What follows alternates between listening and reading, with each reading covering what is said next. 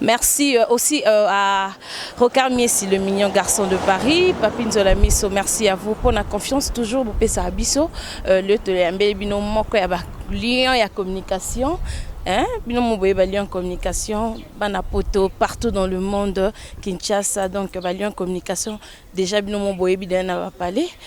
Bonjour David Sala. Bonjour maman, et puis bonjour Nabande Konyon, Sobata Labiso, partout dans le monde. Congolais nyonso bisika bozali bon dimanche et tous en abolingo pour Congo na biso kende liboso. Ni voyage na monika fraîchement yo zala no suna kinte botaka journaliste une semaine kin 4 mois 6 mois na poto azonga aller retour boni poto boni maramnyos. Non, cette fois-ci na ça qui 4 mois parce que faina zo ton fana na bébé na moi na tout ça nezalaka moi temps et puis na zongi tout ça. Non, pas une semaine. Musale zara awa poteza parce que famille za kuna ponga sala na kuna te. Voilà. Donc ezali que moi ça boti oyebi ndenge zara fozo attend ma mobele parce que poteza raté famille banda ko à tout moment ma musufo yo mo sala on c'est pour ça qu'il na sala 4 mois kuna mais musale za ndé na yeboye donc peut-être na bouger katina ba été 6 ans, c'est il y a CNL, oui CNL, CL News TV, et oui que Kokani, chaîne ça CL News, CNL, au moins que 6 ans CNL, déjà préparatif dans les candidats. Il y a vraiment on a zongeli mbango na Kinshasa parce que 6 ans ya touro to lingeza la fête moza la ya munene ko le kaba onyo sur le cas qui avant parce que na 1 an les arabes on a Bibi Fleuve, Tobetsaka Céléoscram, Bayuda du Congo. Doudou Kibinana bande ko belé à Star Académique ezaki ambiance et puis soirée de galets aki bon na Fleuve Congo tel temps auto sala masika 2 ans tu auras un restaurant Le Palais et avec Ferrego là na Simons Plaza 3e année tozaki bon on a Yamado c'est-à-dire Fabrigaz ezaki tellement bien puis soirée de galets aki na Le Palais 4e anniversaire tozaki bon on a Kofi Olomide 5e anniversaire d'Agi Motona Tembewata, Webine le Kaki na Simons Plaza. Et cette fois-ci, maintenant, nous avons le roi de la forêt, Weranson, parce que l'album n'a 7 jours de la semaine, donc il y a aussi mes ateliers. Nous avons un peu Congo, donc, fan, tant que tout le monde Weranson, il était aussi d'accord, il a plaisir pour nous prester Jourwana et puis Bazana Saïsaï, na Sobe. Pour l'ambiance vraiment totale dans Simons Plaza, $8 pour nous habiller à travers Orange Money, na shop Nyos Orange, $20 cash na porte pour nos retardataires. Donc nous avons vraiment ambiance totale, fête à Mounene. Voilà, soirée aux Alabons le 16 avril, soirée de gala, buffet plus consommation, mais uniquement sur invitation. Et Zalabon on a invitation lelo na tika été fois bien invitation malheureusement tu as une émission à la télé nazo itantam na ngote mais on va faire tout un programme yo d'amon na ko mnenge zalaka et to bongisango pour ezala vraiment bien donc batubay ba que le 16 avril tous la soirée de gala na salle les boulevards car on a boulevard du 30 juillet ça la sika et ba colossal wana ba bifoka rabisone to bandango parce que en fait na biso a tellement na dimension mususu. Et ça arrive en plaisir et Bisso également total la salle et correspond à ba invité to Beng Saka ba chef d'entreprise ba continuer ça moko et puis na mambele donc to zala wana le 16 mambele mais na moni David Sala CNL et banda qui na moni bokende likolo donc bon ba tumso ba kanisa qui sans Zakari baba se beau vivre té mais nga na moni va beau vivre bien mais na moni sous bozongi sous moi retour ba binon ba lieu en communication bon ça la 3 émissions na lingala facile to Jimmy Kendaleka qui a sa l'émission Thierry Land peut-être yo ko betango lobi to mardi to mercredi ça bon ba compter na ngate parce que ngabiso na Zakari to kana te sono ke na cop ndeni linga facile ezaki ya biso nyonso yo lobeza yena bana et ça son entreprise moi je suis patron de CNL na habité motivation tango bi bande kona ba ke comme agent mais c'est que so yo lobby ke yo bien on te sait que beaucoup mi diviser non ngana oti poto na lobby lelo na une émission na information donc na lukana ye ba passer aux en réunion ba associé na ba motivation et sali que ba réagir nengona parce que moi ce que je sais kulutu na biso ça dit à charna biso na télévision na ben insulte pendant 1 mois na télévision sans azala inquiéter même na ces sacs où ils allaient conseil de supérieur audiovisuel à mboka na biso oyebi comment déranger ba famille maramwe belé Donc on ne peut pas faire des choses par sentiment. Moi je suis mon Congo. Nous on règle des histoires d'abord dans la négociation et puis on évolue. Ça m'en par plaisir et puis dans mon intérêt. Déjà na terme ya boulot linga la fascina senel au comparé na rien. Et ça n'a pas réalisation puis to sali bango basana na bango te. Vie atika de ma TV to bêta déjà donc ça dit to bêta bango na mamutu. Et retourner là-bas pour nous payer sans gaz ou quoi, je maîtrise rien du tout. Moi je suis patron de Senel, toi l'entreprise, il faut te faire vivre en haut. Au moins, tu as des désordre parce que ce job a 3. Parce que tu as vu qu'il y a 3, 4. Notre association homme d'affaires, dis donc, qui bouge à celui le nouveau DG. Donc voilà, je sais pas. Il fallait quand même beau solo l'avant qui est beau faire parce que déjà des bolés qui déjà tant Jimmy Kendall déjà il marche déjà David Sala déjà mais bino so ba na kati non pas bisognos c'est les entreprises mais mutuna mutaza libre au ça mamwalingi. On se comprend, notre entreprise les entreprises ngana auto ça 4 mois na poto entreprise kufite fonctionner. Ça dit mutuna mutaza makamuna ye. Je sais pas na linga na lukana ba motivation. Parce que nous, on a notre anniversaire et l'année après à Bango. Nous avons continué à bêta. Bon, moi, toi, la soirée de gala, buffet, consommation, maramutu. Et après, tu as bon à Simos Place avec Weranson. Bon, on a bon. Mais David Sala, dès lors qu'il est arrivé que honorable Zakari Baba Swabi, non, Yopé David Sala, il y a 14 sur ta famille. Moi, réconciliation est ça la matin. Voilà, moi, utiliser un problème, mais ça, tu ça semble. Tu dois bien non, tout ça, même la sentiment. Il y a eu des histoires, tout bien encore répété sur Internet, et ça là, et ça là. Ce qui est arrivé, là, je ne maîtrise pas, peut-être, mais personnellement, na minute on a mon intérêt parce qu'il y a des actualités. Nous, notre actualité dans notre 6 ans à Bisso.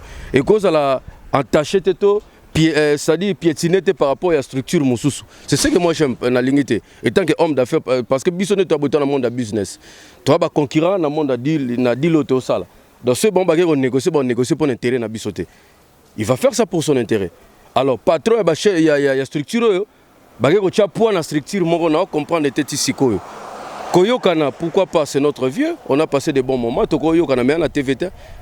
Parce qu'il y a Fingabiso na TVC, Koyokana, il y a la télévision qui est non, petit balim bisanga, na Fingabina lokuta. Et bon, ça, on te sonne que c'est na mamna. C'est-à-dire, la contradiction, on a compris. Et donc, on a maîtrisé, en tout cas, il faut une motivation. C'est que sur Kobungisa, il y a un problème. Les photos à la biso bien parce que tout ça bat tout. Vie est à la mamouébélé. Mais dans le domaine, il y a boulot. Il y a un copie, comme on a la facile. Biso ton copie, biso comme on a Senel. Voilà, c'est simple. Et lesquels est bango, na komona ke boye lisusu eloko. Au moins ce que ça vocabani c'est comme non, Zakara c'est biso ton ka journal télévisé, on était surpris tout le monde Jimmy Mukindi présenter la facile. Na finga gibino tout ça. Après bon ba kuna. C'est que ça en coulisses parce que tout le monde est en coulisses vraiment monter sur en coulisses parce que baba patron structure na ba na cop na bango donc ba ko soutenir cop mutu soutenir comprendre ngote. Donc on a réunion on a vraiment catégorique avec notre associé parce que nous comprendre était je comprends rien. Rien oui naebi ke likambo vraiment zo ke mabe penza hein toboy lobby kuna to kako David Sala TV mo bona na na ba émission na sala c'est les entreprises na auto ça 4 mois la potente entreprise continuer c'est biso kuto ça dit mambo belé ça ma Jean Bali mambo continuer la structure problème est ça na libanda na biso mutu na mutaza libre ça la mamna lingi mais problème est ça que il faut que ça la différence na mamususu tout ça la biso tout business toi ba concurrent na deal ko solo là et ko salama na ndenga famille c'est bon mais mamususu c'est important voilà à moins que mutaza na ba nostalgie mamususu mais moi je trouve pas intérêt na mon intérêt. Elobino bossa na kin David Sala ya munene mais il fallait pas bossa lango na monaka bossa ba asbel ba cours d'encadrement ke batuba banda kokota mesko balingala soki nini balingala ba groupe ya ba information lingala comme belé batuba kasuko ba kwa so la data CNLT o banda kozela pour désordre et koti mbutu koti. Non, le problème c'est quoi? Lingala c'est plus facile dans le bango mututa kota la nebino bossa copier sali mais problème est ça kotika la professionnelle. Nous ne sommes pas un journal télévisé. Tout ça, magazine à communication, c'est pour cela qu'il y a la publicité dedans. Mais bateau ça la journal, bateau copier biso, en même temps ça la faute professionnelle, parce qu'un journaliste a quoi sa publicité. On pas ce exemple. Au sali journal, on a sponsorisé la banque Monsongolo.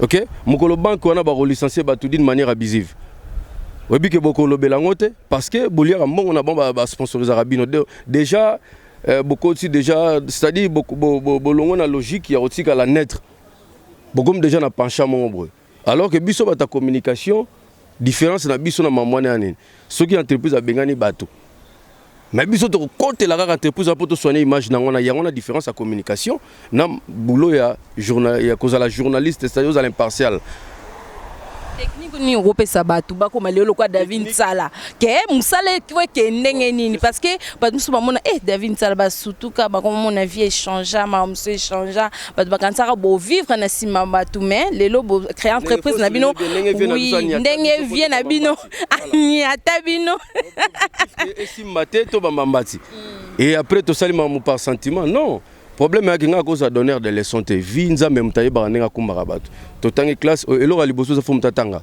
elo ko sala za na maîtrise nango bon soko tangi ata pendant 5 ans il y a des formations des centres de formation aujourd'hui aussi sur internet ko ko apprendre des choses à dana niveau mo déjà parce que lelo un bon journaliste na ko biso za ka muto tangi journalisme te qui est de 5 ans mais par contre na ko biso un avocat un juriste soit que ça la ta 3 mois de formation à journalisme batini journaliste professionnel c'est-à-dire des formations na yeba kende ko couvrir activité mon na tribunal to procès et on a monté ça papier ko le avocat parce que voilà na pesque exemple on a pour dire que naza meilleur te mais moi ko luka ko yeba ko bakisa et ça là que mutaza na maîtrise que olo ba mvaille que vaille c'est comme aujourd'hui l'internet ça nous comment ça so sono le ba journaliste to ba journaliste tout ba bi que bana kine nenga zawa.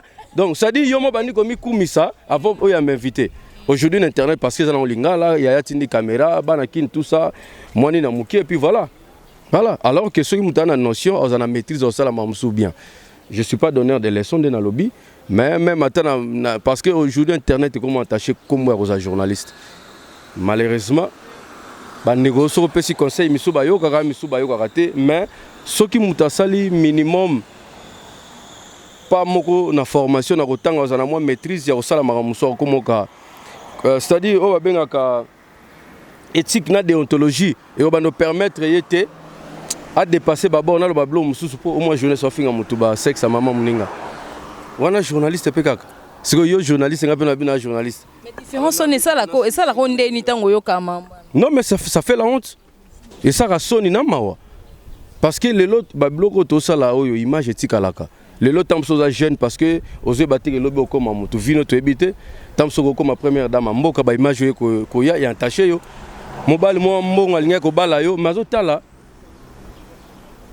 passer na yo et bébé selo makambo ebele ba fille ebele barata mabala nengwana pour na passer na bango tu vois c'est une façon de parler muto aza maïla comprendre lo na lobby.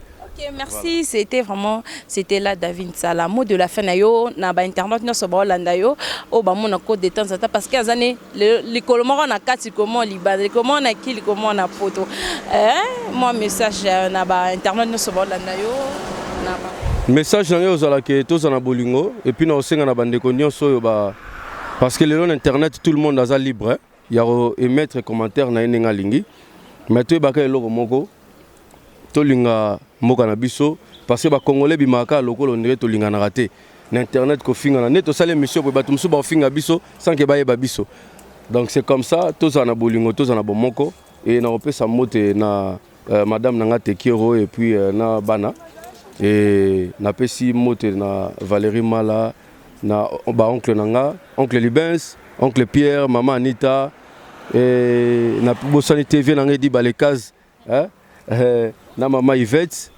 et pour l'anité na Marie-Louise Kibeldi oncle Freddy Mbala Andy Kinik Andrea boza tellement ébélé tant sur na Bosani bamsou Solange et Elena et Bino Nyonso donc tous en abolingo pour mboka na biso qui ne liboso mais bobo sanaté le 16 avril tous en soirée de gala na salle le boulevard et puis le 22 avril avec Weranson ça sera chaud 6 ans balio communication dans les alaté.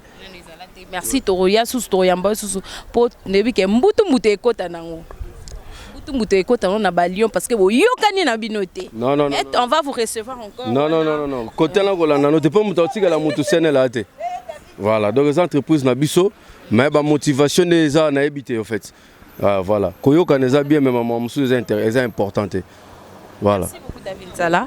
Merci, nous sommes arrivés pratiquement à la fin de notre mission. Merci Nabino Nyonso Bozala Iwane Ebele pour Nakolanda Biso.